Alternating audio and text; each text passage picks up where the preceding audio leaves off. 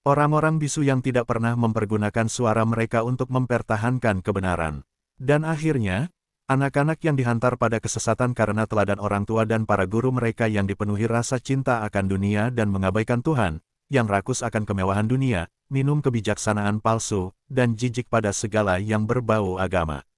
Di antara yang terakhir, pemandangan yang teristimewa amat menyedihkan hatiku, sebab Yesus begitu mengasihi anak-anak. Aku melihat banyak pelayan-pelayan altar yang tidak hormat dan berkelakuan buruk, yang tidak menghormati Tuhan dalam upacara-upacara kudus di mana mereka ambil bagian.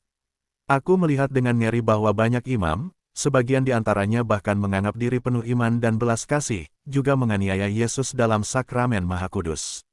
Aku melihat banyak yang percaya dan mengajarkan doktrin kehadiran nyata, tetapi tidak cukup menghayatinya dalam hati, sebab mereka melupakan dan melalaikan istana, tahta dan singgasana Allah yang hidup, yaitu gereja, altar, tabernakel, piala, monstrans, bejana-bejana dan segala perlengkapan liturgi. Singkatnya, semua yang dipergunakan dalam sembah sujud kepadanya atau untuk menghiasi baitnya. Kelalaian sepenuhnya merajalela di mana-mana. Segala sesuatu dibiarkan rusak dalam debu dan ngengat. Sembah sujud kepada Tuhan, jika tidak dicemarkan secara batin, setidaknya tidak dihormati secara lahiriah.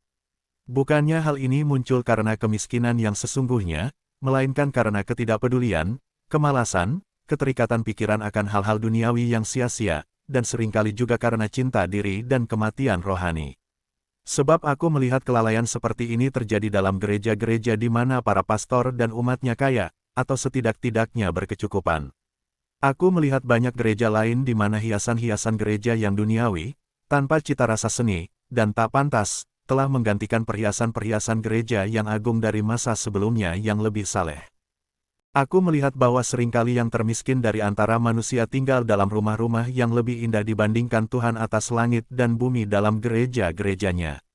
Ah, betapa dinginnya hati manusia telah secara mendalam mendukakan Yesus, yang telah memberikan dirinya sendiri kepada manusia sebagai makanan.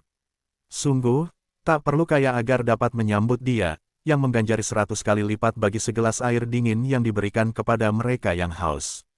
Tetapi alangkah memalukan kelakuan kita dalam memberikan minum kepada Tuhan ilahi, yang haus akan jiwa kita.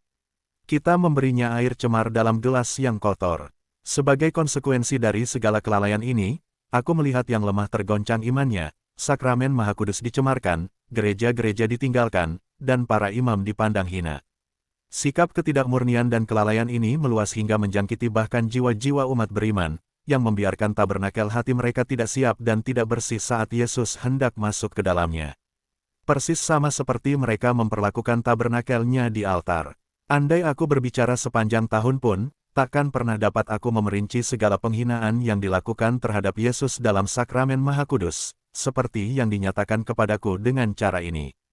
Aku melihat para pemimpin mereka menyerbu Yesus dalam kelompok-kelompok, menyerangnya dengan berbagai macam senjata, sesuai ragam penghinaan mereka. Aku melihat orang-orang Kristen yang tidak hormat dari segala abad, para imam yang sembrono dan yang melakukan dosa-dosa sakrilegi, himpunan mereka yang menyambut komuni dengan suam-suam kuku dan tidak layak, para prajurit jahat yang mencemarkan bejana-bejana kudus, dan hamba-hamba setan yang mempergunakan ekaristi kudus dalam misteri-misteri mengerikan dari pemujaan setan. Di antara kelompok-kelompok ini, aku melihat sejumlah besar teolog, yang telah terjerat ke dalam ajaran sesat karena dosa-dosa mereka. Mereka menyerang Yesus dalam sakramen Maha Kudus gerejanya, dan dengan bujuk rayu dan janji-janji, mereka merenggut dari hatinya banyak jiwa-jiwa yang untuknya ia telah menumpahkan darahnya. Ah, sungguh suatu penglihatan yang mengerikan. Aku melihat gereja sebagai tubuh Kristus, dan segala gerombolan manusia ini, yang memisahkan diri dari gereja, mengkoyak-koyak serta mencabik-cabik seluruh dagingnya yang hidup. Sungguh malang, ia memandang mereka dengan tatapan yang amat memelas, dan ia berduka sebab dengan demikian mereka mengakibatkan kebinasaan kekal bagi dirinya sendiri.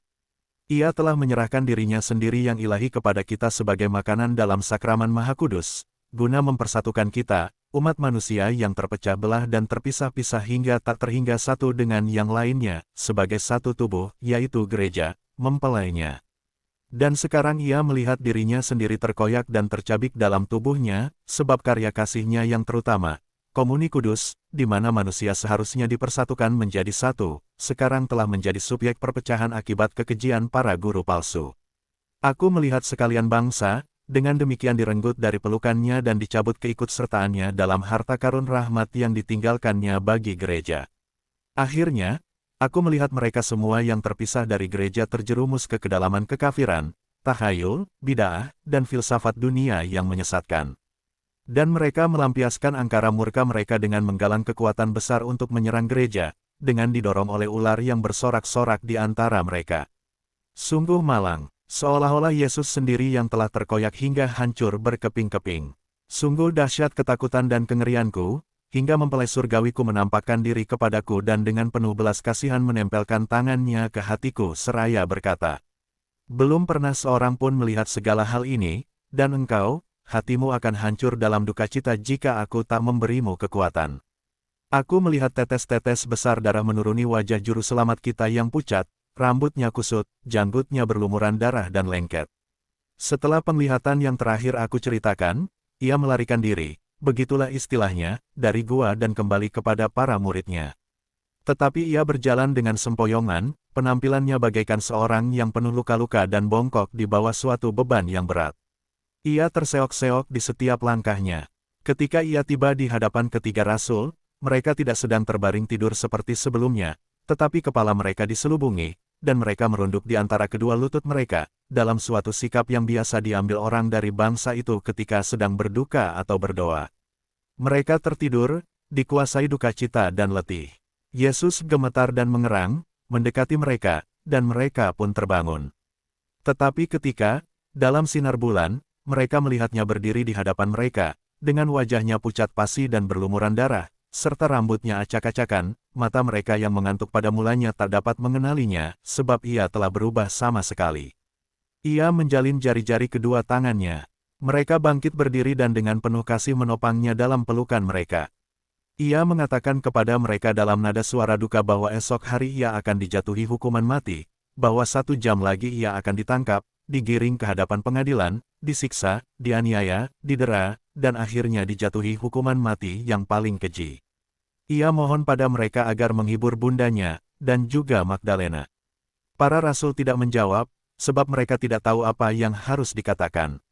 Penampilannya dan perkataannya menggoncang mereka begitu hebat, mereka bahkan beranggapan bahwa pastilah pikirannya melantur. Ketika ia hendak kembali ke gua, tak ada lagi kekuatan padanya untuk melangkah. Aku melihat Yohanes dan Yakobus memapahnya ke sana, dan mereka baru kembali ketika ia telah masuk ke dalam gua. Saat itu sekitar pukul 11:04. Selama sakrat maut Yesus, aku melihat Santa Perawan juga diliputi duka cita dan sengsara jiwa, di rumah Maria, ibunda Markus. Ia bersama Magdalena dan Maria ada di taman rumah. Bunda Maria dikuasai duka cita yang dahsyat, membungkuk dalam-dalam sementara ia berlutut. Beberapa kali bunda kita tak sadarkan diri, sebab ia melihat dalam roh berbagai bagian dari sakrat maut Yesus. Ia telah mengirim beberapa utusan untuk menanyakan perihal putranya, tetapi kegelisahannya yang hebat tidak membiarkannya menanti kedatangan mereka. Ia pun pergi ditemani Magdalena dan Salome ke lembah Yosafat. Ia menyusuri lembah dengan kepalanya berselubung kerudung dan kedua tangannya kerap kali terulur ke arah Bukit Zaitun. Sebab dalam roh ia melihat Yesus bermandikan keringat darah, dan gerak-gerik Bunda Maria seakan-akan ia dengan kedua tangannya terulur hendak menyeka wajah putranya. Aku melihat gerakan-gerakan batin jiwanya terhadap Yesus, yang sedang memikirkan bundanya, dan mengarahkan pandangannya ke arah ibundanya, seolah-olah mengharapkan pertolongannya. Aku melihat komunikasi rohani di antara keduanya dalam bentuk sinar-sinar yang datang dan pergi di antara mereka. Tuhan ilahi kita memikirkan juga Magdalena. Yesus tergerak oleh duka citanya, sebab itu ia minta para rasul untuk menghiburnya. Ia tahu bahwa kasih Magdalena kepada pribadinya yang mengagumkan jauh lebih besar dari kasih siapapun, terkecuali bundanya, dan ia melihat bahwa ia akan begitu banyak menderita untuknya, dan tidak akan pernah lagi menghinanya. Sekitar waktu itu, kedelapan rasul kembali ke pondok di Getsemani, dan setelah bercakap-cakap untuk beberapa waktu lamanya, mereka bermaksud pergi tidur. Mereka bimbang, patah semangat dan mengalami pencobaan berat. Mereka masing-masing telah mencari suatu tempat perlindungan kalau-kalau bahaya datang, dan dengan cemas bertanya satu sama lain, apakah yang harus kita lakukan jika mereka menjatuhkan hukuman mati atasnya? Kita telah meninggalkan segala-galanya demi mengikuti dia. Kita ini miskin dan orang-orang terbuang, kita memberikan diri kita sepenuhnya untuk melayaninya, dan sekarang ia sendiri begitu berduka dan begitu patah hati, hingga ia tak dapat memberikan penghiburan kepada kita. Para murid yang lain pada mulanya telah menyebar ke berbagai tempat, tetapi, setelah mendengar sesuatu mengenai nubuat mengerikan yang disampaikan Yesus, hampir semua dari mereka mengundurkan diri ke Bethphage.